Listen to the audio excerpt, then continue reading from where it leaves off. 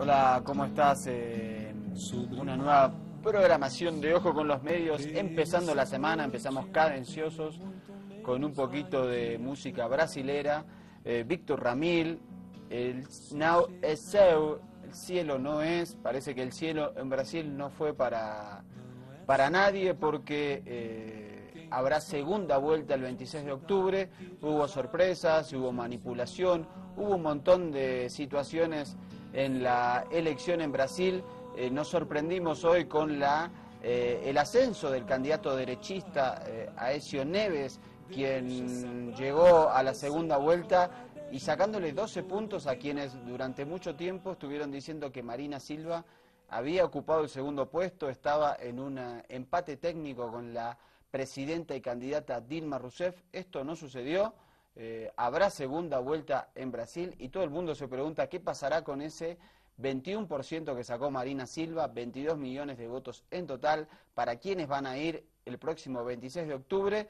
Así que un debate interesante vamos a tener hoy al respecto, porque las encuestas se equivocaron, los medios de comunicación manipularon, el establishment también tuvo una participación activa en tratar de voltear al Partido de los Trabajadores en el poder y buscar una alternativa para estos 12 años que lleva el Partido de los Trabajadores en el Brasil. Así que vamos a analizar esto, pero primero tenemos una comunicación, esta vez con Tarija, con nuestro comandante Sallari, que anda de gira salvaje por toda Bolivia, está recorriendo la geografía del Estado plurinacional y ahora en Tarija para presentar Invasión USA. ¿Está ahí, comandante?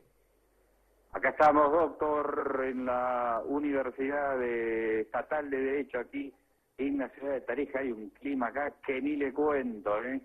¿Cómo hacemos para trasladar Ojo con los Medios a Tarija? Es la pregunta de la noche. Como clima, o sea que hay muchísima gente. ¿Qué tamaño tiene el espacio donde está usted? No, le decía un clima de temperatura. Ah, doctor. pensé que había una ebullición por Invasión USA. Las masas están igual enardecidas para ver Invasión USA, eso también se lo puedo adelantar de manera exclusiva. No, pero uno sale de La Paz con el frío. ¿Cómo está hoy La Paz? La Paz hoy estuvo por suerte un poquito más cálida, salió el solcito. Ahora la tardecita se nubló, pero no las lluvias que nos tenía acostumbrados casi todo septiembre. Ah, bueno, menos mal, menos mal. Me gustaría ver qué concluyen en la mesa acerca de la situación en Brasil. ¿Cuál es su vaticinio? ¿Qué va a pasar antes del debate que van a tener? Sí, el debate al final se ha coartado, compañero Sallari, porque los compañeros de la CUT hoy no pueden, pero mañana vamos a tener una presencia muy interesante de la CUT, una dirigente de la zona donde es Aécio Neves, de Minas Gerais. Va a venir una dirigente de la CUT a contarnos un poquito quién es este candidato. Los compañeros de la CUT tuvieron un problema hoy para venir a último momento, así que lo trasladamos para mañana. Y porque aparte el dato importante es que Aécio Neves perdió en Minas Gerais, que es el segundo colegio electoral de Brasil, luego del de San Pablo. Así que es otro panorama en el cual podemos meternos de lleno respecto a esta situación.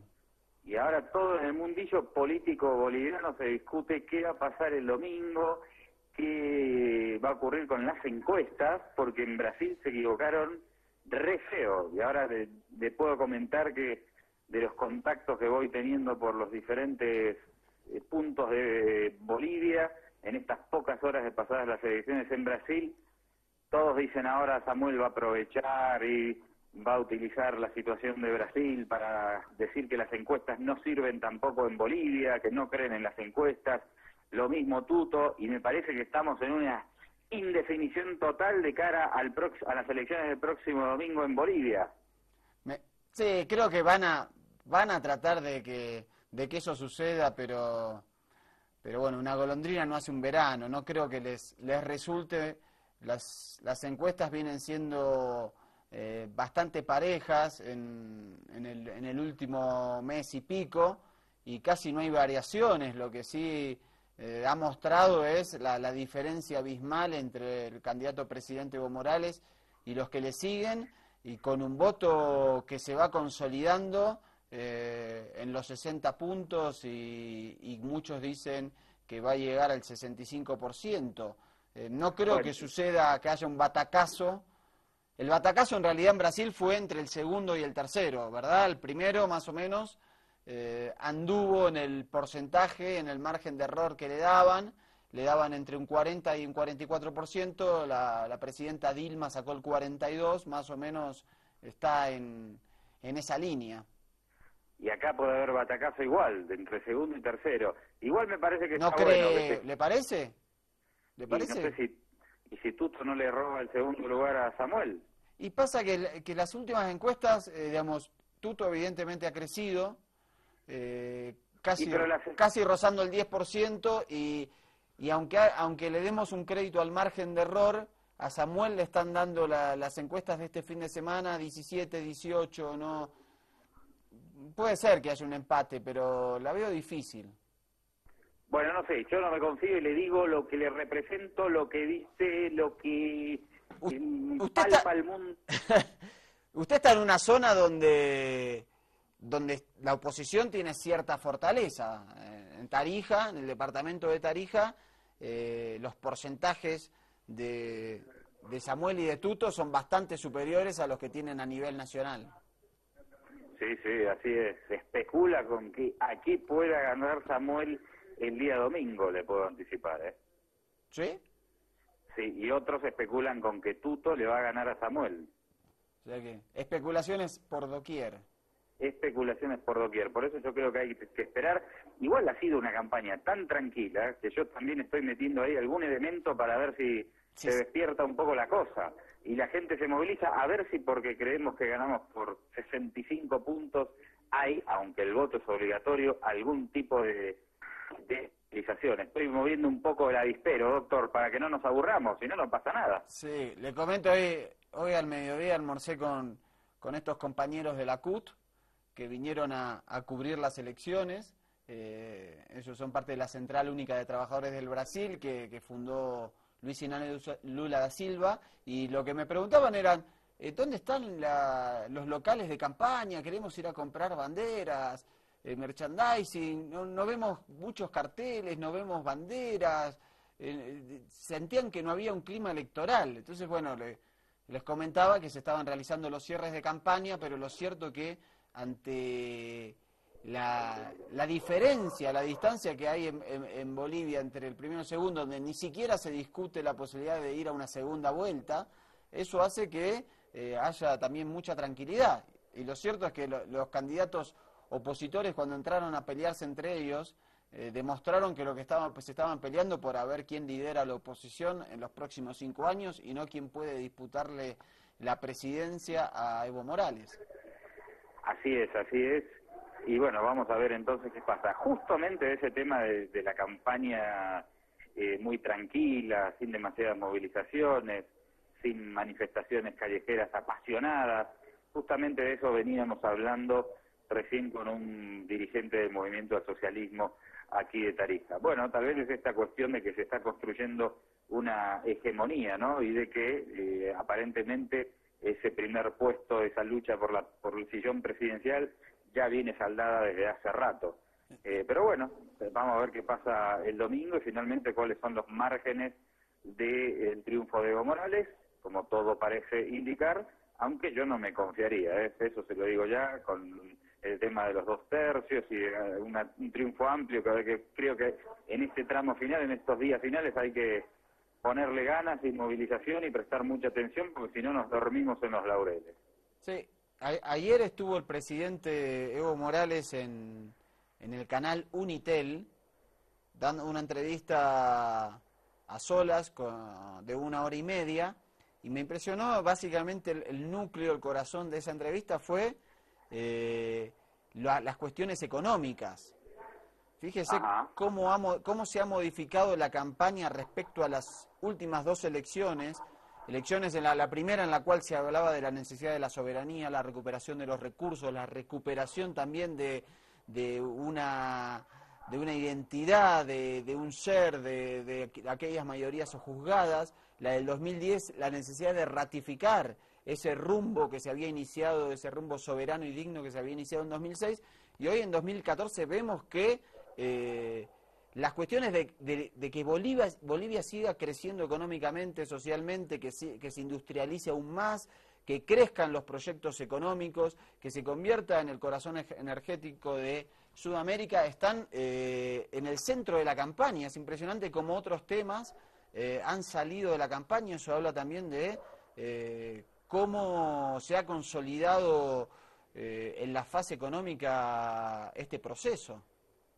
Así es, bueno, y usted estuvo el día viernes en la proyección de Invasión USA en Cochabamba. ¿Qué se lleva de ese encuentro? Me llevo la alegría de que los compañeros campesinos de Cochabamba, los compañeros del Movimiento de Solidaridad con Cuba y de otras organizaciones sociales avalan y están contentos con este producto, con esta obra de investigación, y que me parece que era importante, digamos, que es también el ejercicio de la memoria y de lo que le pasó a Bolivia no hace tanto tiempo. Es importante recordarla y no olvidarnos, porque vemos que en América Latina hay intentos de restauración conservadora, y en esos intentos de restauración conservadora corren peligro las conquistas sociales, políticas y económicas de los procesos de cambio.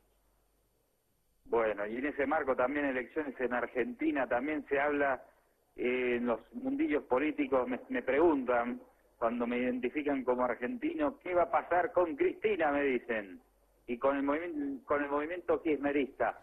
Es importante lo que pasa en Brasil, ya lo hemos estado planteando en Ojo con los Medios, por la geopolítica estadounidense en la región, que salga Dilma y que salga el PT de una vez, y todo parece indicar que entonces en las elecciones de octubre del año que viene, Argentina también volvería a caer en las garras del neoliberalismo. Eso es así. Ya tenemos que empezar a analizar qué va a pasar en Argentina. Y justo, comandante, estamos ingresando en el mes de octubre, o sea que se está cumpliendo el último año de mandato de la comandanta Cristina. Esto implica, y en el panorama que observamos hoy, una pelea por la sucesión bastante fuerte, donde no hay ningún referente kirchnerista poderoso que pueda continuar el proceso, y se ve, digamos, como sectores o de centro derecha o de derecha directamente son los que están cooptando el escenario electoral o futuro electoral en la Argentina. Me parece que mandamos un candidato argentino desde Bolivia para las elecciones de octubre, por ejemplo, el doctor Vázquez, candidato a presidente. Me parece que no cumple los requisitos. No cumple los requisitos. Va a estar difícil. ¿Y usted no se anima? Me lo voy a pensar, doctor. Estoy acá en Tarija, muy cerca de Argentina. Tal vez me cruzo la frontera ahora e inicio una caravana desde Tarija para mantener a la Argentina dentro del bloque del ALBA. Claro. Imagínese un comando kirchnerista por el ALBA saliendo desde Tarija en caravana para un clamor popular y que el proceso kirchnerista continúe. Sí, no es descabellado, no es descabellado. Bueno, entonces, doctor, yo te voy dejando por aquí. ¿Hay algún temita que usted quiera que debatamos antes de que siga con este tema de la organización de Invasión USA acá en Tarija, que está en pañales, le digo? ¿Está en pañales todavía nada? Sí, no. Sí. Le cuento porque estallan los pedidos en el Facebook, en las redes sociales, preguntando por la adquisición de los documentales. Le contamos a quienes nos escuchan y nos ven que ya estamos subiendo a Invasión USA Bolivia. Ya los primeros 2 capítulos están en la red y lo pueden ver para aquellos que reclaman. Y le cuento que ya estamos casi en las 500 visitas de esos 2 documentales en apenas este fin de semana. Ah, buenísimo, excelente, es bueno recordar eso. Los estamos subiendo a YouTube, y después quienes quieran adquirir los 6 capítulos de Invasión USA, al módico precio de 600 bolivianos, los vamos a vender en nuestra oficina. Exactamente, sí, baratito porque es una obra de 100 años, así que va bien eso, y bueno, no estén ansiosos, vamos de a poco subiendo los capítulos, los subimos en buena calidad en HD, para que aquellos que los quieran bajar y difundir lo puedan hacer y que se vea bonito, digamos. y quienes necesitan una copia también, fuera de broma, ya se contactan con nosotros o bien a Ojo con los Medios o a nuestro sitio Invasión USA para que puedan pasar por nuestra oficina a recoger una copia. Hoy creo que pasó un compañero por allá, ¿no? Sí, ha pasado un compañero, efectivamente, y hoy también han venido por el canal unos compañeros de Cochabamba que lo quieren distribuir por la universidad, así que le estamos dando... al cabo José, que también ha pedido, le digo que ahí está la copia y acá están todos gritando los muchachos, nuestros amigos que hacen que este programa salga al aire, están pidiendo copias, así que no desesperen, que ya lo dijimos, al precio de 600 bolivianitos ya lo tienen, muchachos. No se preocupen. A los impresentables del equipo y traidores del equipo técnico de Avia Yala, que se pongan con 600 bolivianos la copia. Le digo que acá hay silbatinas, gritos, le están diciendo cosas irreproducibles, ¿no? Que no se puede repetir en este horario de protección al menor. Aprovecho porque estoy lejos, doctor, y no me pueden agredir físicamente. Exactamente. Bueno, no, en serio, tenemos que ponernos las pilas para repartir Invasión USA, los 6 capítulos, a todos los que lo pidan, porque más allá de que estemos en campaña, me parece que ese material, no es porque lo hayamos hecho nosotros, pero por la historia que cuenta, me parece que va a trascender ampliamente la campaña, o al menos eso es lo que deseamos, ¿no? Creo que sí, que excede la campaña. Fue, digamos, importante recordar, digamos, sobre todo uno de los capítulos donde aparecen los tiempos neoliberales y aparecen personajes que parece que hubiesen nacido de un repollo y que no hicieron nada en la vida política de Bolivia, y por eso hablan de cambiar todo lo que está pasando sin recordar su pasado. Pero creo que es un ejercicio sagrado el ejercicio de la memoria y el recuerdo, porque eso ayuda a no repetir en el futuro los errores del pasado. Y después le cuento también que en esta gira que estamos haciendo por distintas capitales departamentales del país, también se acercan compañeros y compañeras muy bien informados a sugerirme elementos que no están en los documentales. Y realmente algunos son dignos de considerar. Entonces, le comento a usted y a todo el equipo de trabajo que vamos a tener que hacer todo de nuevo. Todo de nuevo.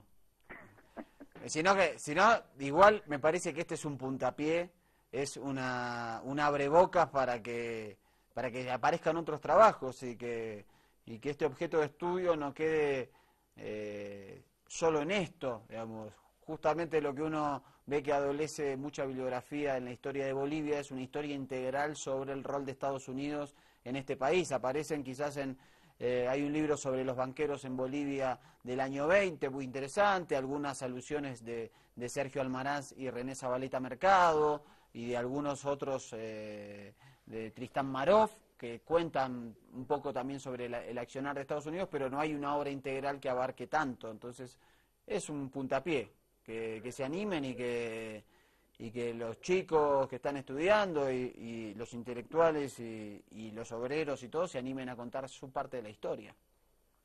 Así es, así es. Bueno, doctor, quiero escuchar ese debate, así que estaré atento mañana, que vamos a estar también, aprovechamos para hacer la convocatoria en Oruro a las 19:30 ¿usted se acuerda?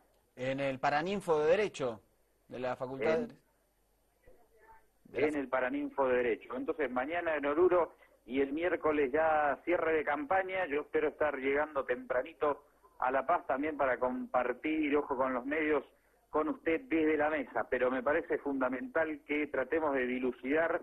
Entonces, mañana será qué va a pasar en el Brasil, algo que es fundamental y que tenemos que entender también la importancia geopolítica que esto tiene para nuestra región, ¿no? No olvidarnos de que la principal potencia del subcontinente va a elecciones. ¿Cuándo es la segunda vuelta? La segunda vuelta es el 26 de octubre, o sea que hay 3 semanitas de intensa actividad, y me parece que los datos claves para la situación que pase es ningún partido en esta elección ha obtenido la mayoría, ni siquiera la mayoría simple, tanto en la Cámara de Diputados como en las de senadores.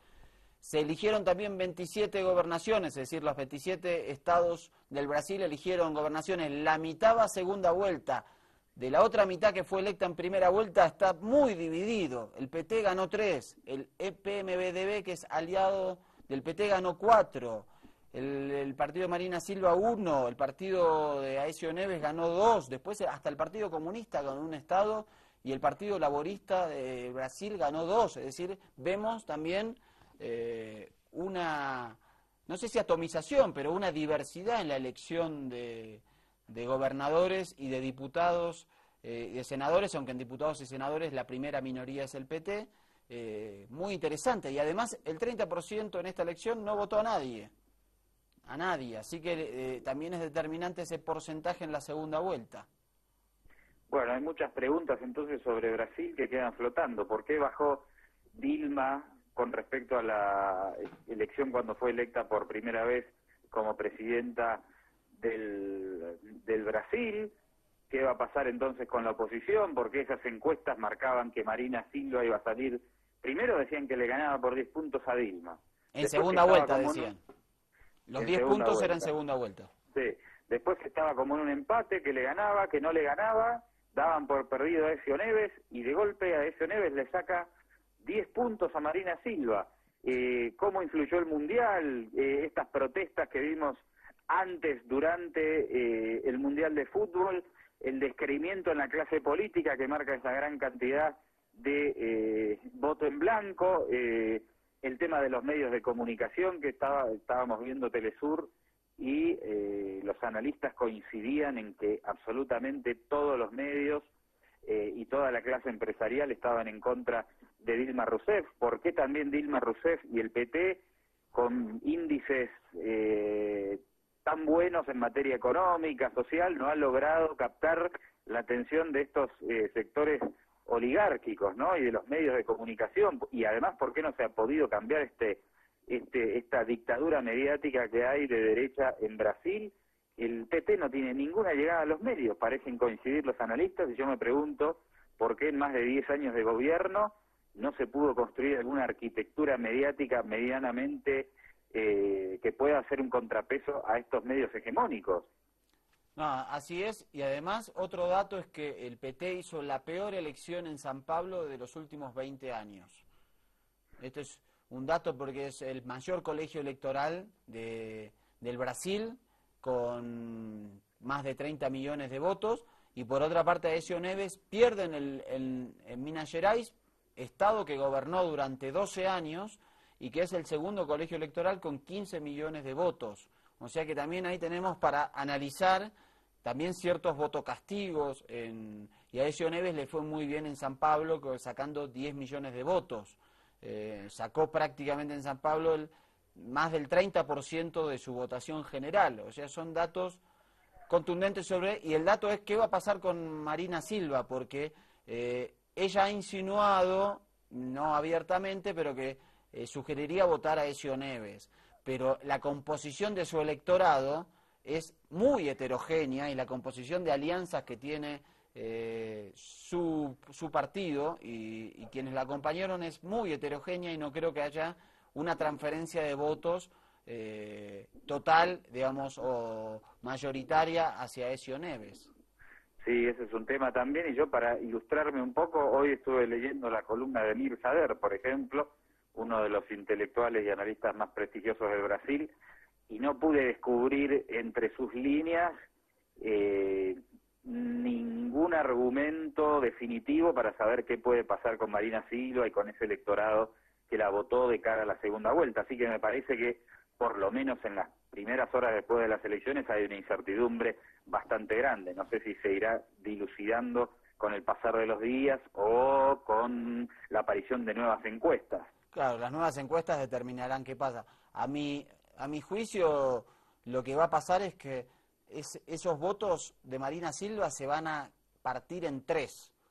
Es decir, va a ir un tercio a Aécio Neves, un tercio a Dilma, y un tercio va a votar en blanco porque se fue del proyecto del PT, considerando que es un proyecto que no ha beneficiado a las mayorías y que se ha acercado a algunas cosas que han enojado mucho, algunas cuestiones vinculadas a la privatización de los aeropuertos por parte del gobierno actual, a unas leyes de corte neoliberal respecto al sector jubilados, que es un sector muy fuerte en el Brasil, pero que también saben que el el PSDB, que es el partido que desde el 94 disputa con el PT el poder, que ya este es un clásico de la política brasilera, es un representante del neoliberalismo, del establishment y de la derecha más rancia, y obviamente antiprocesos de cambio y antirrelaciones, por ejemplo, con Venezuela, con Bolivia, con Argentina y con el resto de los países que profesan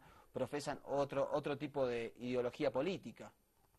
Pero yo le digo una cosa, van a aparecer, decimos, nuevas encuestas y ahí vamos a tener una idea mejor, ¿no? Sí. ¿Y quién le va a creer a esas Sí, encuestas? eso también. Me parece que van a ajustar un poquito las encuestadoras porque esto no les viene nada bien. Cuando le pifian tanto, esto causa mucho desprestigio para estas encuestadoras. Y después hay un sector, recordemos que había 9 candidaturas a presidente en Brasil. Fue impresionante la polarización. El PSOL, que salió cuarto, sacó el 1,5%, y el resto de los partidos no estuvieron ni cerca del 1%. El PSOL ya afirmó que votaría por Dilma Rousseff, o sea que ahí tenemos un puntito y medio más para Dilma, que está necesitando 8 puntitos para poder ser reelecta. Bueno, ahí está, el análisis de todo esto a profundidad con los especialistas brasileros, y ya enojo con los medios mañana. Me imagino que hoy vamos a repasar un poco qué pasó en la jornada electoral de ayer desde un lugar más periodístico que analítico. Sí, vamos a mirar las tapas de los diarios, a analizar cómo los grandes medios anunciaron o contaron la segunda vuelta. Vamos a ver un personaje que lo detuvieron en el Amazonas del Brasil, un candidato que dice que quiere que lo llamen Osama Bin Laden y que fue vestido a votar como Osama Bin Laden, y que obviamente lo detuvieron por violar los códigos electorales del Brasil. Y después vamos a ver también un informecito muy interesante de la televisión argentina de 6, 7 y 8, que cuenta un poquito cómo actúa el establishment y los medios de comunicación de la derecha en estas elecciones. Bueno, Meta, yo te dejo desde acá y voy a seguir con la organización del evento Invasión USA Tarija, doctor. Invasión USA Tarija, vamos, caramba, iba a decir una mala palabra. No diga cosas fuera del horario de protección al menor, o dentro del horario de protección al menor. Bueno, entonces nos reencontramos mañana. Lo dejo usted con ojo y mañana estaré atento a la emisión de Brasil, ya también desde el Paraninfo de Derecho de Oruro, así que invitamos a todos en Oruro a que mañana nos acompañen igual.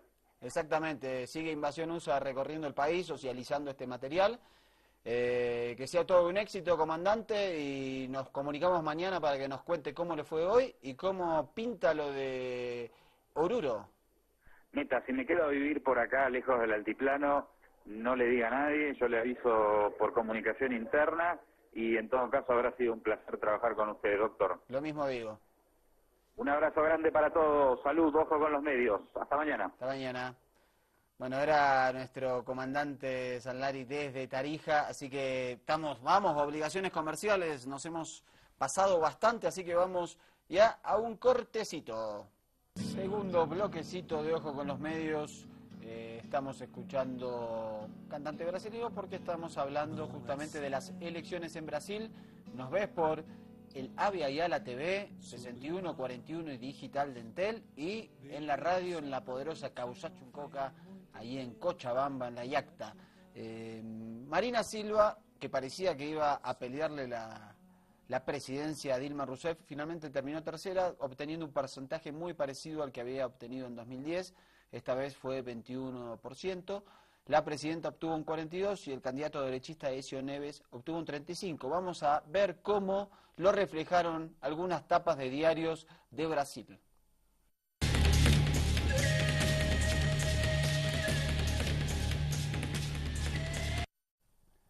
O Globo, Aécio enfrenta a Dilma en segundo turno. Marina da señales de apoyo al Tucano. Tucano en Brasil es a los candidatos de derecha, así se los denomina en ese sentido. Veamos cómo Globo no dice que ganó Dilma, sino que dice que Aécio enfrenta a Dilma en el segundo turno y que Marina va a apoyar al candidato de la derecha. Esto es lo que nos dice O Globo. ¿Qué pasó? No, son varios diarios, compañeros. Eso. Extra, caixinha de sorpresas. caixinha de sorpresas es una caja de sorpresas, y ahí nos muestra varios candidatos que fueron electos. Vemos ahí en una de esas caritas que salen de la caja de sorpresas del diario Extra de Brasil al jugador Romário. Romário obtuvo un escaño en el Congreso de Brasil, así que a esto nos tiene bastante acostumbrado la política brasileña, porque suele pasar que figuras que no tienen tanto que ver con la política terminan ocupando cargos en el gobierno, en el parlamento. Esto es muy común. De hecho, el payaso Tiririca, que es un personaje que en 2010 fue electo senador, el más votado de todos, fue reelecto ahora. Cosas de la política. Otra tapita por ahí, la que sigue después.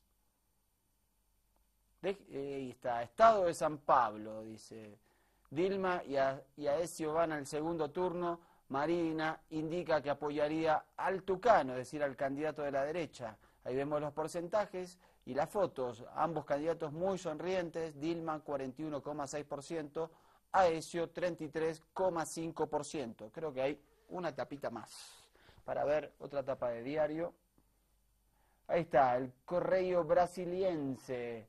El discurso de mudanza, es decir, el discurso de cambio, lleva la elección al segundo turno. Este diario lo que da a entender es que los votos tanto de Marina Silva como de Aécio son un voto vinculado a la necesidad de cambio y que muden las políticas en el país hermano. Bueno, volvemos. En cambio, la notita 2, que es del diario Jornal do Brasil, nos da a entender qué pasaría en segunda vuelta, porque puede pasar cualquier cosa ante un escenario en el cual no todo el mundo elige. Veamos. Jornal do Brasil dice: casi el 30% de los electores no votaron a nadie y lo van a decidir en la segunda vuelta.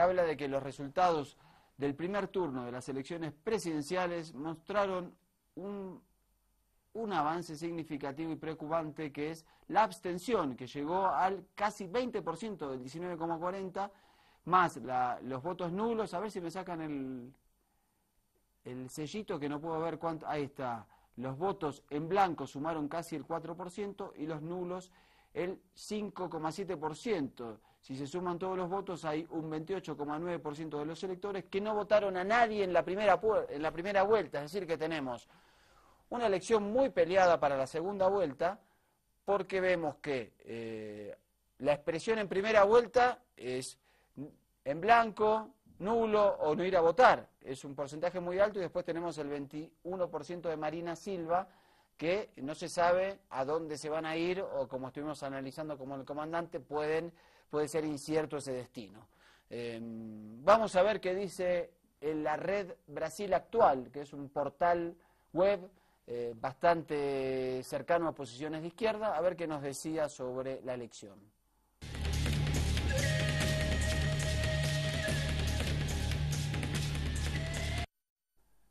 Dilma afirma que Brasil no permitirá volver a los fantasmas del pasado. Esto lo dijo en los pronunciamientos después de las urnas. La presidenta asoció al PSDB, al Partido Socialdemócrata del Brasil, los tucanos de Aécio, al desempeño y la quiebra del país. Reiteró que el nuevo gobierno será de ideas nuevas y dice tener la absoluta certeza sobre la necesidad de una reforma política. Esto es lo que nos dice Red Brasil Actual. Y ahora vamos a un datito de estos que le contábamos que suele pasar en Brasil. Vamos a ver la foto, una de las fotos del día, no la del día, pero vamos a ver la foto que causó revuelo y que fue viralizada en Brasil. Miren, ahí vemos, este no es Osama Bin Laden, sino que este personaje es un candidato de la Amazonia, es decir, esto es del norte de Brasil, que pide que lo llamen Osama Bin Laden, y se presentó a votar con este atuendo, ¿no?, que recuerda al líder de Al Qaeda, y obviamente lo detuvieron porque esto viola leyes electorales, e imagino que también leyes vinculadas al terrorismo en Brasil, así que queríamos mostrarle esta fotito del día. Ahora nos vamos hasta la Red Patria Nueva, porque Lord Anthony nos va a contar esta elección cargada de sorpresas, de manipulación de medios y de mucha incertidumbre para lo que va a pasar el 26 de octubre.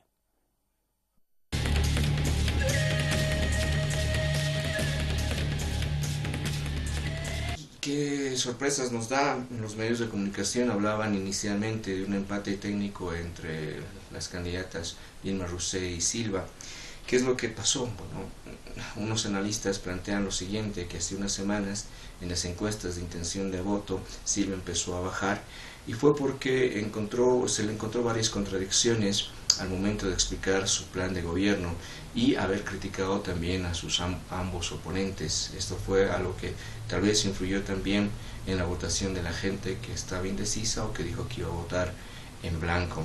Lo cierto es de que este próximo 26 de octubre Dilma Rousseff y Aécio Neves son los que se van a enfrentar en una histórica forma también de elección, porque hace tiempo se presentaron de la misma manera entre estos dos partidos ya conocidos en Brasil. ¿Qué es lo que espera? Lo seguiremos planteando como incógnita hasta el 26 de octubre. Lo cierto es de que las elecciones en Brasil han sido punto de observación de los medios de comunicación, punto de observación de las redes sociales también. Hasta el 26 de octubre veremos cómo va la situación. Para Ojo con los Medios, Ojo con Lor Anthony. Lor Anthony, efectivamente va a ser fruto de análisis de estas 3 semanas que quedan aquí en Ojo con los Medios. Estuvimos muy atentos en la primera vuelta, manifestamos siempre que esta elección era clave, no solo para Brasil, sino para lo que implica Brasil geopolíticamente, para América Latina y para el mundo y para la continuidad de los procesos de cambio. Decíamos que la derecha y sectores conservadores apostaban muy fuerte a la derrota de Dilma Rousseff y el Partido de los Trabajadores, y esto sin duda va a tener repercusiones en el resto de América Latina. Elecciones en Brasil, el próximo domingo elecciones en Bolivia, donde se perfila la reelección del presidente Evo Morales. El 26 de octubre también elecciones en el Uruguay, donde encabeza las encuestas el Frente Amplio y puede conseguir su tercer mandato consecutivo, pero hasta ahora no hay indicios de que lo pueda hacer en primera vuelta, y el Partido Nacional, el Partido Blanco tradicional, está a unos 10 puntos de distancia del Frente Amplio. Así que por eso calificamos de importante estas elecciones. En mi visión particular creo que Dilma terminará siendo reelecta por esta serie de factores que analizamos durante ya casi 45 minutos de programa. Así que vamos a hacer la última pausa del programa y vamos a cerrar con otras notitas del Brasil para poder entender un poquito qué es lo que se decidió ayer en el Brasil y qué es lo que puede pasar el 26 de octubre. Ojo con los medios. Último bloquecito de Ojo con los Medios por Avia Yala TV y la radio Cauchachuncoca. Así que vamos a seguir hablando de Brasil y vamos a ver una notita en la cual Telesur nos cuenta a la Dilma que llegó a segunda vuelta, ese proceso que Brasil inició hace 12 años con el PT, primero con Luis Inácio Lula da Silva y luego con su sucesora, que también fue su ministra Dilma Rousseff. Los brasileños optaron por respaldar las políticas de inclusión social implementadas en estos últimos 10 años por el expresidente Lula da Silva y la propia Dilma Rousseff, que han permitido a esta nación cumplir las metas del milenio en materia de reducción de hambre, desnutrición y pobreza, de acuerdo a la Organización para la Alimentación y la Agricultura FAO. Durante siglos, Brasil fingió que la pobreza y la miseria no existían. Ellas estaban ahí, a la vista de todos, pero no para los gobiernos, que solo se preocupaban por agradar a los poderosos. Fue el presidente Lula quien colocó el hambre y la miseria en la agenda política del país. Fue la implementación del programa Brasil Miseria Cero en 2001, cuando ampliamos y aceleramos el combate a la miseria, el hambre y la pobreza. El resultado está ahí. Solo en mi gobierno, más de 22 millones de personas han salido de la pobreza. Y lo que más me alegra de eso es que hoy Brasil tiene la primera generación de niñas y niños que están creciendo libres de la miseria y el hambre. El pueblo brasileño, pero sobre todo el de menos recursos, los niños, madres, adultos mayores, tienen la certeza que con la presidenta Dilma al frente de la jefatura del Estado, tienen para los próximos años una mano amiga. Bueno, hay uno de los quizás grandes logros que ha tenido no solo el Brasil, sino los procesos de cambio en América Latina, en Ecuador, en Bolivia, en Venezuela, en Nicaragua, y es justamente la reducción de la pobreza, de la extrema pobreza y el ingreso de altas capas de la sociedad a una clase media y a derechos sociales siempre negados durante los gobiernos neoliberales, durante las dictaduras militares. Un ejercicio importante de la memoria también cuando se vota es recordar cómo se estaba en aquellos tiempos, en aquellos procesos en los cuales el capital era el que mandaba y la política estaba sumida y estaba debajo, digamos, de los capitales internacionales, de las propias embajadas de los Estados Unidos o de otros países. Vamos a ver qué dijo Dilma Rousseff luego de conocer su victoria en primera vuelta y cuáles son las expectativas para la segunda. Sin el presidente Lula, yo no habría llegado hasta donde llegué, no hubiese podido lograr alcanzar mi sueño y de tener un Brasil mejor. Como decíamos antes, desde que comenzamos con la lucha por la resistencia, decíamos algo: la lucha continúa. Y yo quiero repetirlo aquí: la lucha continúa. Una lucha que sin lugar a dudas, una vez más, tendremos que hacer. Porque es una lucha del pueblo brasileño que tenemos adelante. El pueblo unido jamás será vencido. Y después de la lucha, que nunca terminará y que continuará, tendremos el pueblo unido jamás será vencido. Esa lucha es la de los constructores del futuro. Unos constructores del futuro que nunca dejarán que Brasil vaya hacia atrás. Esta fue una campaña marcada por una tragedia, que tuvo una tragedia, que fue la muerte del compañero Eduardo Campos, que estuvo con nosotros en mi gobierno y en el del presidente Lula durante muchos años. Sin embargo, nosotros tenemos que seguir adelante. Por eso les quiero decir a todos que entendí claramente el mensaje de hoy, el de la calle y el de las urnas. El principal mensaje que recibí, y es del que estoy orgulloso, me estimula y refuerza todas mis convicciones y mis energías, es que el pueblo brasileño desea más avances, más progresos, y quiere verse en el proyecto que yo represento. Quieren estar en ese proyecto y ver una fuerza confiable de cambio. Y ver que es una responsabilidad que nosotros que defendemos ese proyecto tenemos que asumir durante... Bueno, ahí estaba el discurso de Dilma y el reconocimiento a Lula y cuáles son los desafíos de los próximos años para el Brasil. Vamos a ver quién es su contendiente, el que llegó a segunda vuelta, un empresario, ex gobernador de Minas Gerais, el segundo estado electoral en el Brasil, y cuáles son sus características. Vamos a ver, la cadena France Press nos dice esto. Aécio Neves tiene muchas razones para alegrarse de pasar esta primera ronda de las elecciones de Brasil. Hace solo unas semanas las posibilidades del favorito por los empresarios parecían escasas. Su contrincante Marina Silva lo llegó a eclipsar en un ascenso meteórico, pero al final emergió como el candidato que buscará poner fin a los 12 años de gobierno del partido de Dilma Rousseff. Estamos listos para acabar con el reinado del Partido de los Trabajadores porque ya no tiene la habilidad de gobernar Brasil adecuadamente. Neves no es un recién llegado a este mundillo. Heredero de una dinastía de políticos, entre ellos un presidente electo, sumó elogios como gobernador de Minas Gerais, el segundo estado más poblado de Brasil. Economista y asiduo a las discotecas de Leblon en Río de Janeiro, Neves también sirvió como senador antes de emprender la carrera para destronar a Rousseff. Durante la campaña, el socialdemócrata prometió darle más impulso a la séptima economía mundial y responsabilizó de la actual recesión del país a las políticas intervencionistas de Rousseff. Neves tampoco se mordió la lengua a la hora de criticar los casos de corrupción durante su gobierno.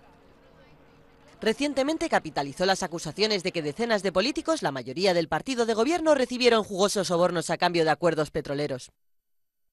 No acuso a la presidenta de haberse beneficiado financieramente con este dinero. No creo que eso haya sucedido, pero se benefició políticamente, porque este mecanismo que ha funcionado los últimos 10 años, según las acusaciones, es el que ha mantenido en pie su base de apoyo, incluso durante su elección. Es algo muy serio. Esperemos que pronto salga a la luz más informaciones. Pero aunque Neves consiguió pasar a la segunda vuelta, ahora tiene que batallar para desplazar a Rousseff. La presidenta tiene de su lado la lealtad de 40 millones de brasileños que durante el gobierno de su partido salieron de la pobreza. Bueno, ahí vemos un perfil del candidato tucano, el candidato de la derecha, Aécio Neves, y vemos ese historial, un empresario, una persona vinculada a los sectores más poderosos de la economía y de la política del Brasil, y de un partido, el Partido Socialdemócrata Brasilero, que fue gobierno en el 94 y el 98, que fue el que implementó el neoliberalismo en ese país como se hizo en otros países de la región. Así que este es el panorama electoral en el Brasil, que el 26 de octubre en segunda vuelta determinará la continuidad del proyecto del Partido de los Trabajadores en el Brasil o un viraje hacia la derecha, hacia el neoliberalismo. Así que estaremos atentos en estos programas, seguiremos hablando del Brasil mucho, porque consideramos que es una elección trascendental para el futuro, no solo del proceso en Brasil, sino de los procesos de cambio en el resto de América Latina.